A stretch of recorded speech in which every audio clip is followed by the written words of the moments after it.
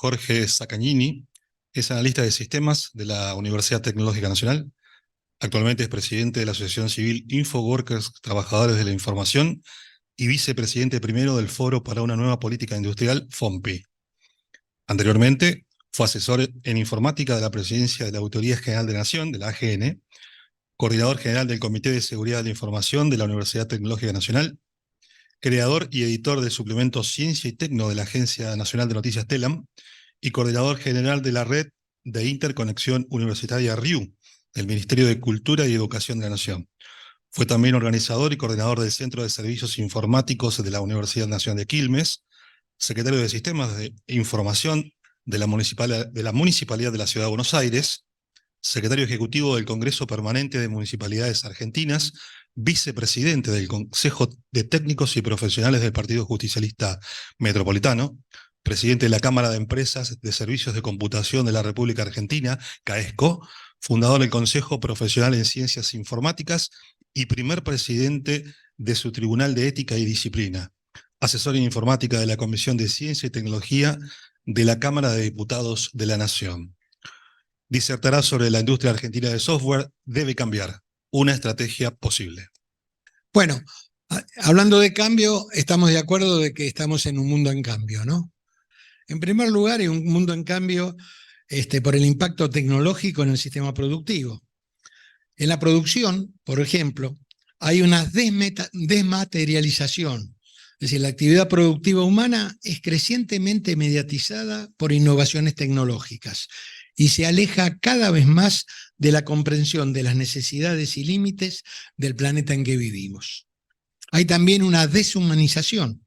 La robotización en procesos, la inteligencia artificial que tanto se ha hablado acá, y otras innovaciones van desplazando aceleradamente a las personas de su rol de productor de bienes y servicios que producen. Se alejan, nos alejamos de eso en la producción. En las relaciones de trabajo, de trabajadores y empleadores, también hay cambios profundos. Hay una deslocalización. Van quedando atrás las grandes concentraciones productivas, las fábricas, donde convergían los medios de producción, los trabajadores a cargo de su funcionamiento y control, y los empleadores responsables de generar la oferta de trabajo y negociar sus condiciones con los trabajadores. En su lugar, aparecen propuestas laborales de cualquier lugar del mundo, realizadas por empleadores mediatizados por las redes y muchas veces desconocidos, en un escenario laboral que se puede calificar como precario e incierto.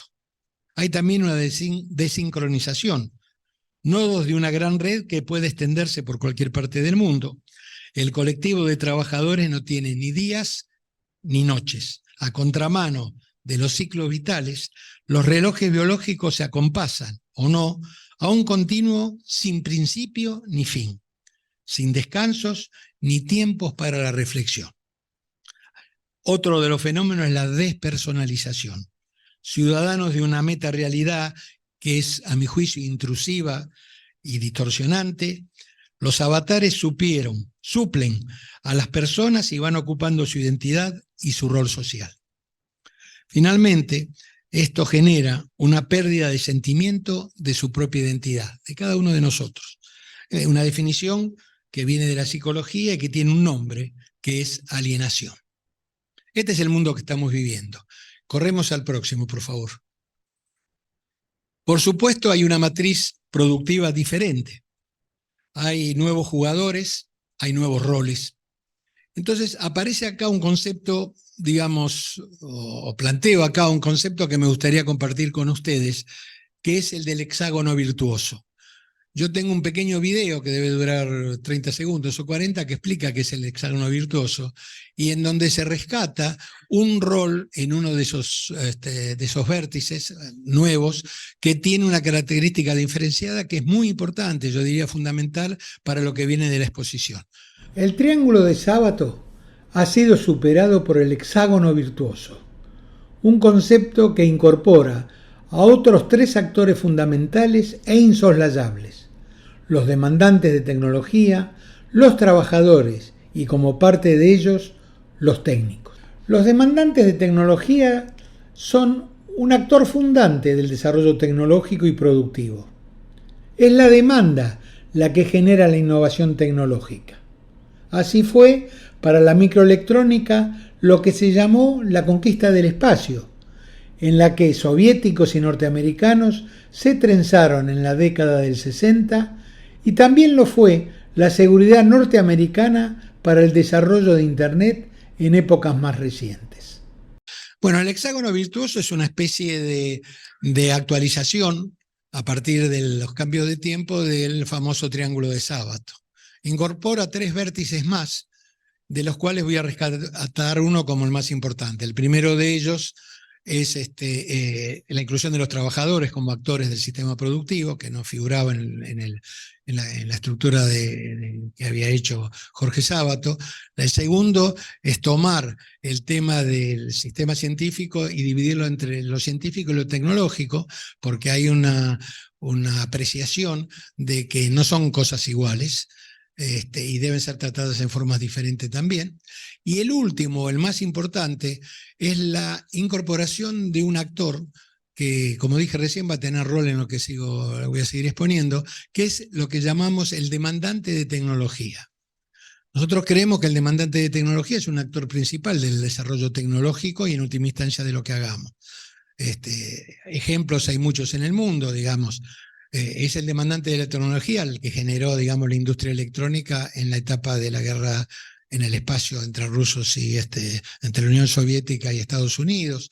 Es también, ustedes, digamos, los que son de las Fuerzas Armadas seguramente lo conocen mejor que yo, el nacimiento de Internet fue producto de una necesidad estratégica o táctica que tenía Estados Unidos para desarrollar una red de comunicaciones.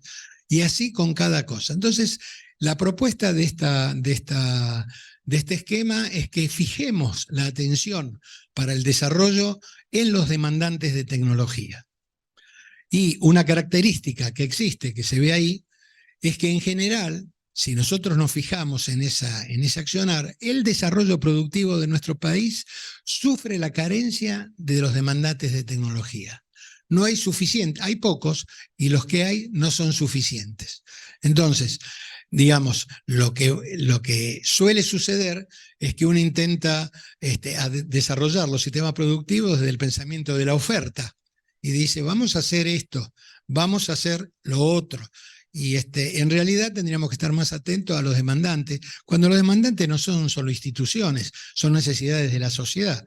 Por ejemplo, es un demandante de tecnología, digamos, aquellos que necesitan vivienda. Ese es un demandante de tecnología, de una tecnología determinada que es la construcción.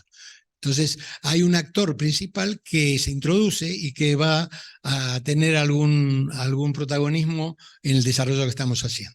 La otra, por favor.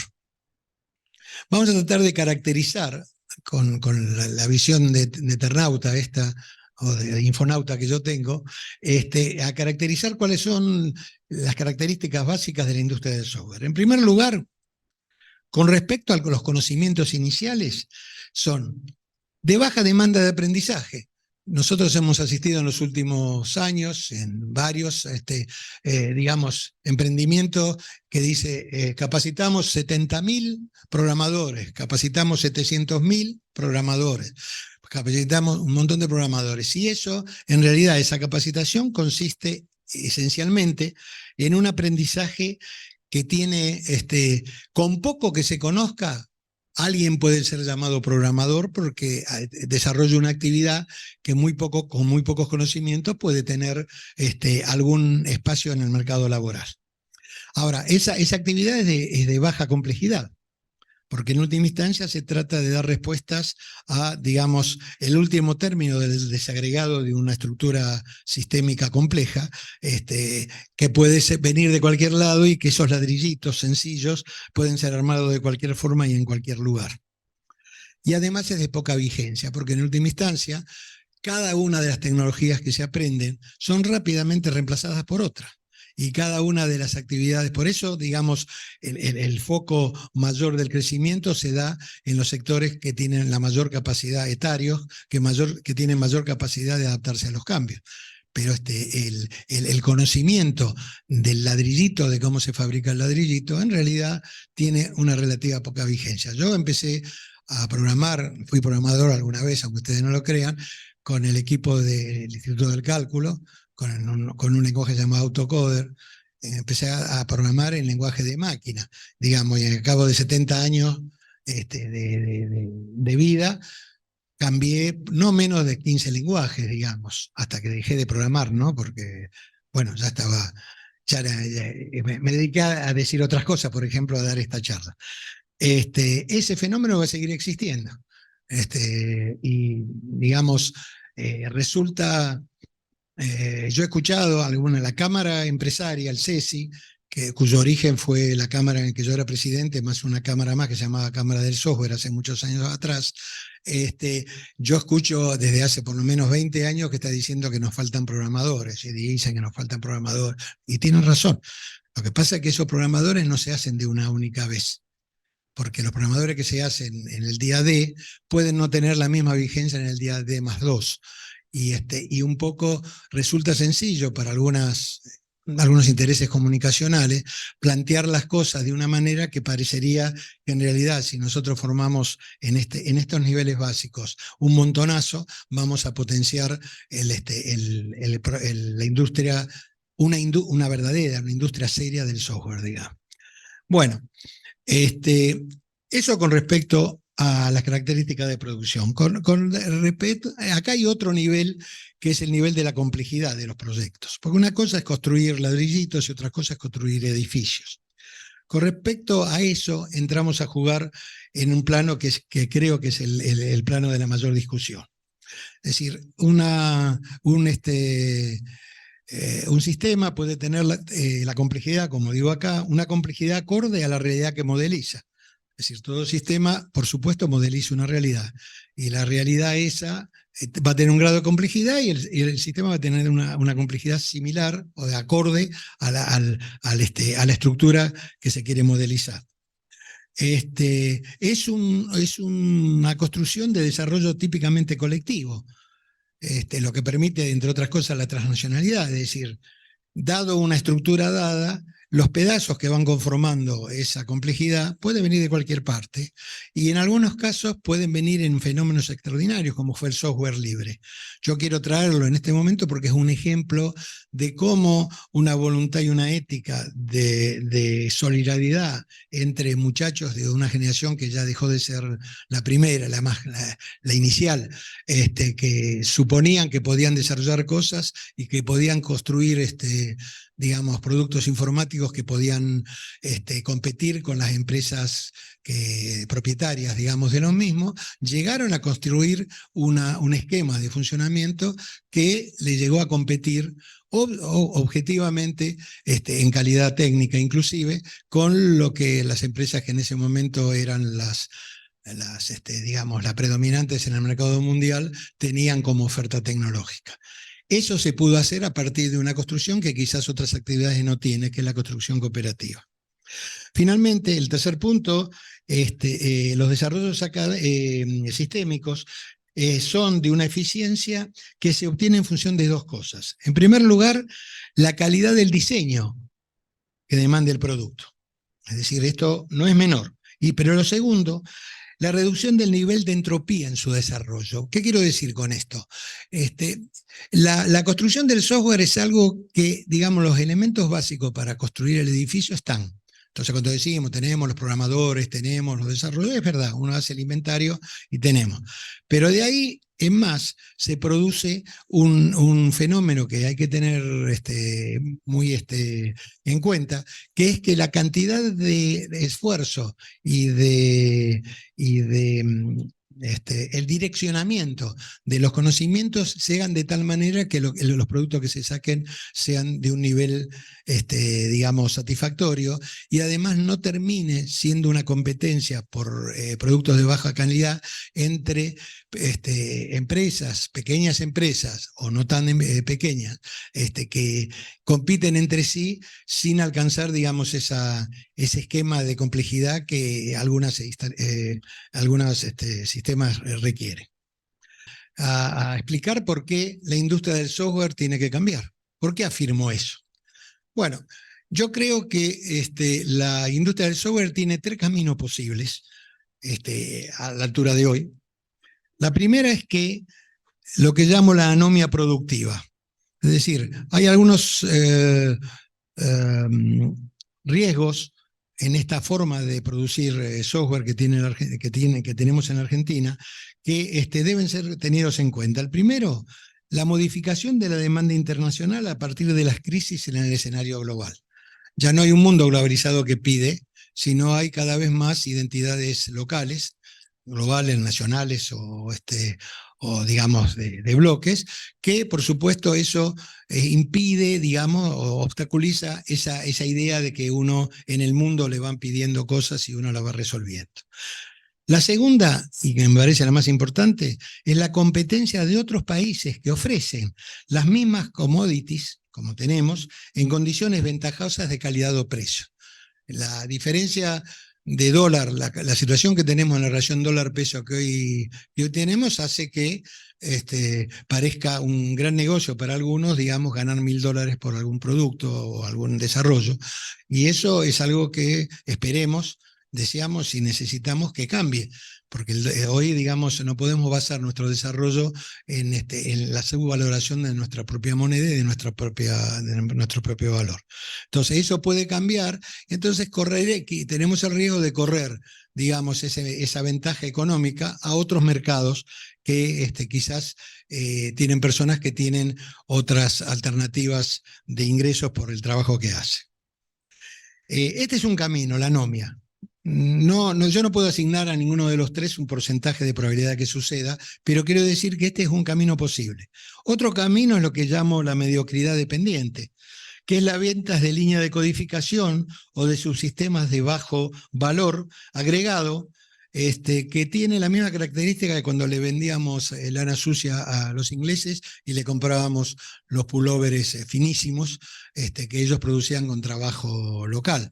Entonces, no es buen negocio para la Argentina vender, digamos, bajo nivel o tener empresas que en realidad hacen un poco, digamos, de intermediario con grandes ganancias entre las personas que saben, que son nuestro material más importante, y las demandas que podríamos hacer, no solo a nivel internacional, sino básicamente a nivel nacional.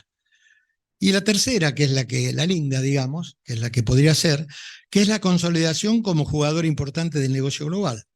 Es un camino que implica una decisión que es de abandonar la mediocridad empresaria de la renta fácil obtenida a partir de la producción de escaso valor agregado.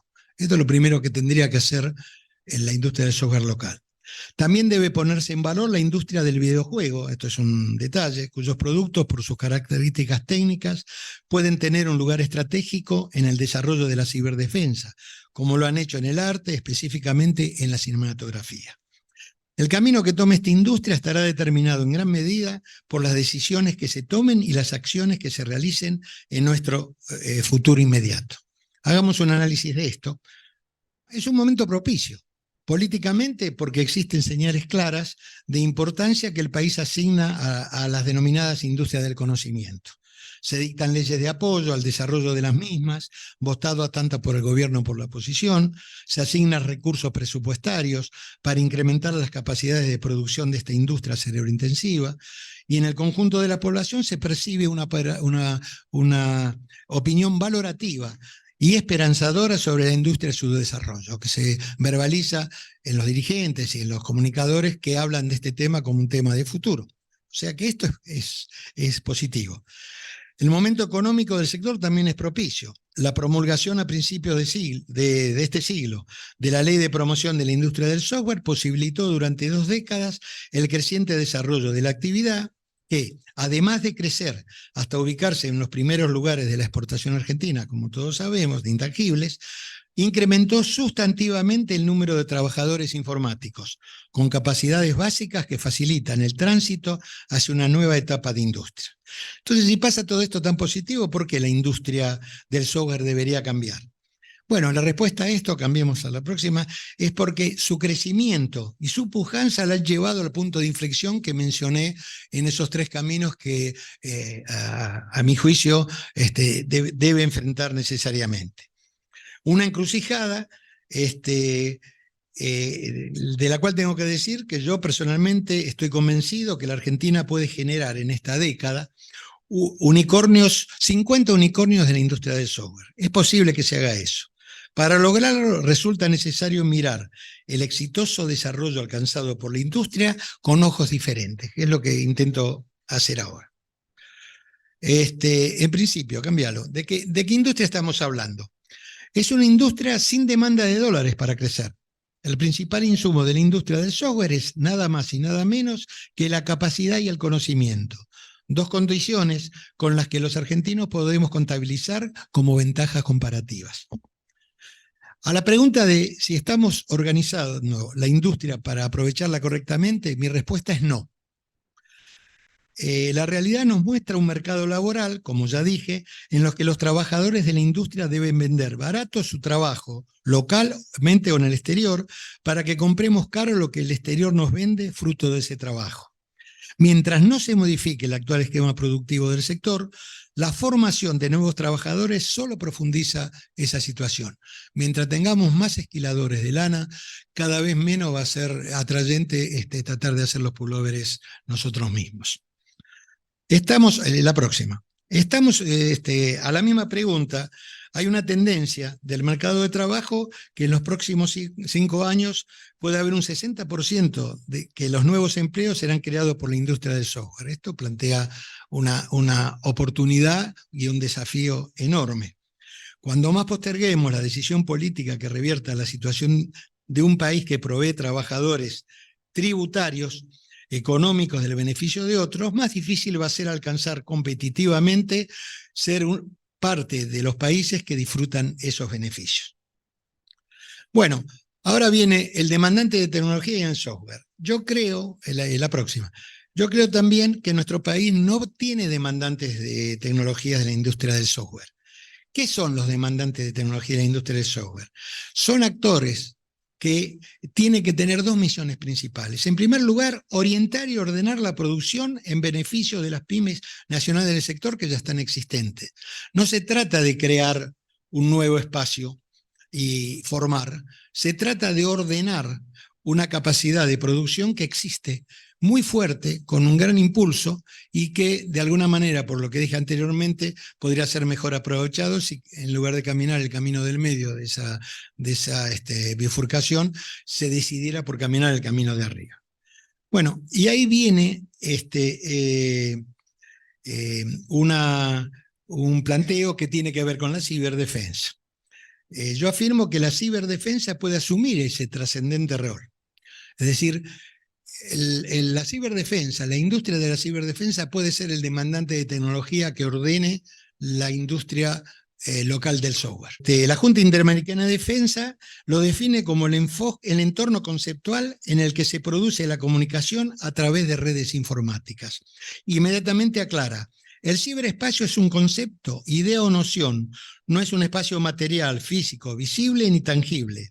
Tampoco lo son, en cambio, los elementos como la información, el software y la energía eléctrica.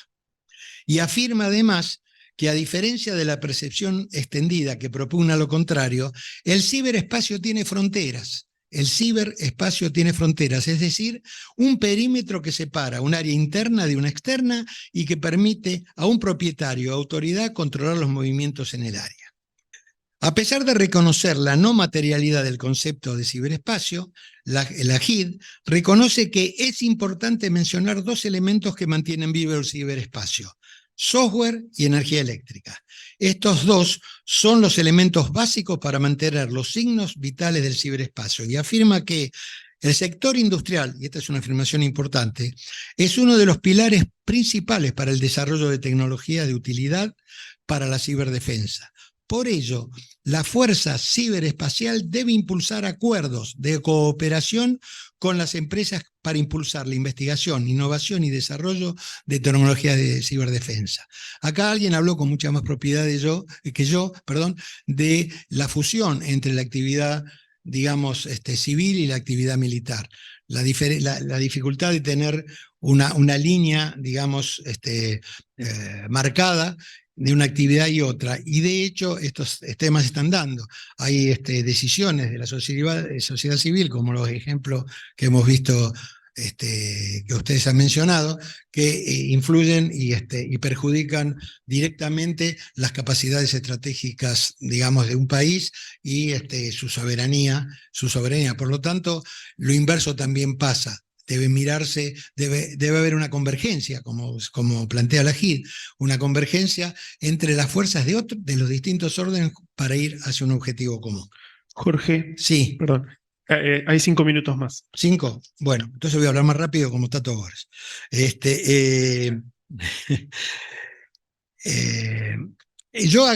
Pasemos al otro. Yo agregué algo que lo voy a mencionar nada más, pero que sirve desde lo civil. En la Argentina, cuando en una época se tenía más respeto por las plataformas de gobierno que presentaban los partidos políticos cuando se creía que lo iban a cumplir,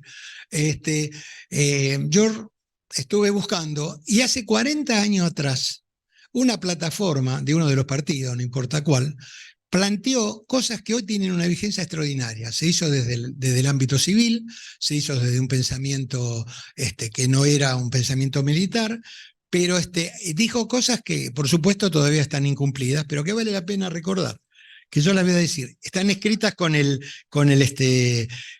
lenguaje de esos momentos, ¿no? Se compró, en uno de los párrafos, es el capítulo 14 de la plataforma, en ese momento era el Partido Justicialista. Se compromete a reglamentar y controlar el flujo de datos transfrontera. No había internet, estoy hablando del 83, no había estructuras que permitiesen imaginar que un señor acá podía inficionar en un sistema en cualquier parte del mundo. Pero planteaba el manejo, el flujo de datos transfrontera como medio de asegurar el manejo de la información que hace al interés nacional.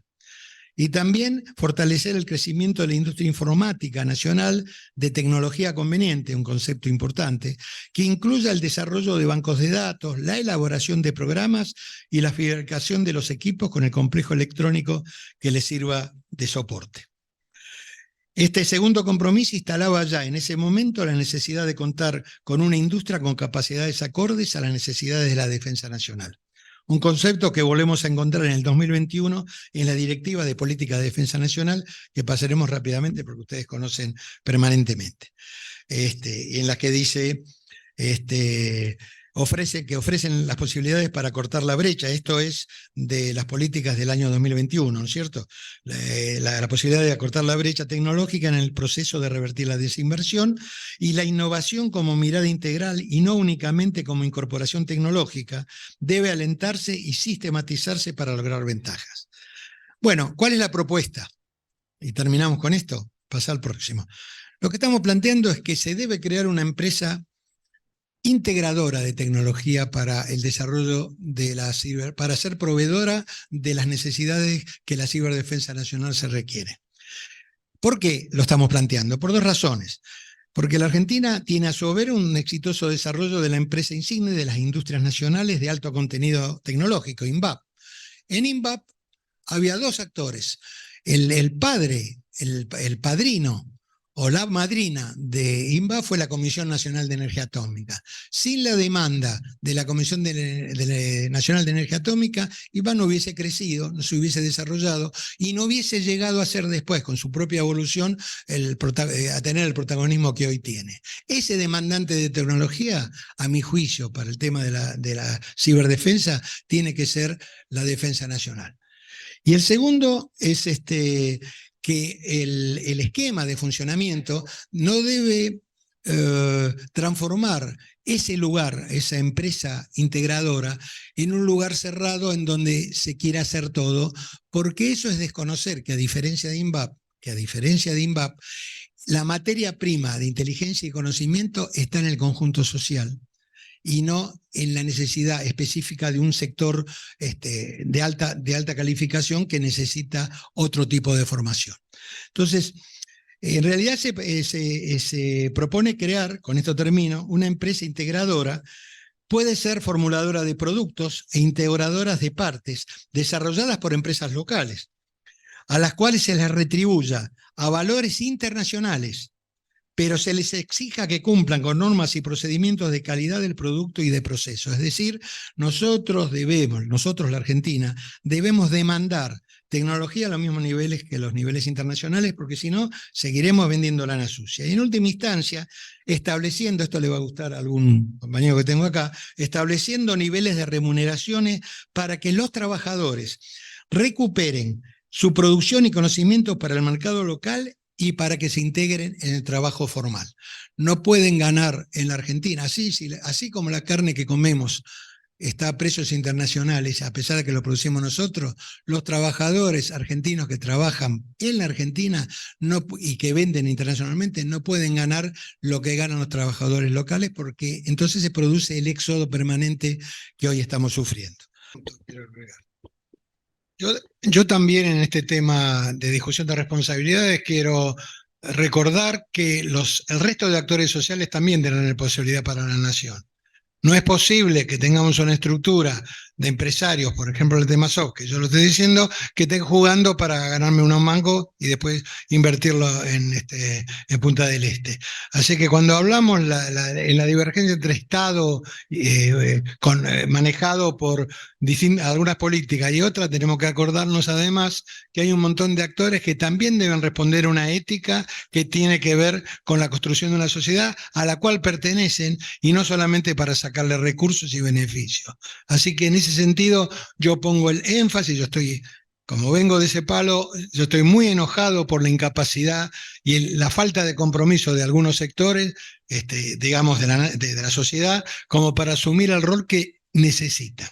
Que el Estado tiene un rol, obviamente, por eso así fue creado, pero que también nos tenemos que hacer cargo en cada uno de los que no estamos en el Estado de la parte que nos corresponde para construir el bien común, también es cierto y hay que tenerlo muy presente como para caminar a un país como nos merecemos, ¿no? Como queremos.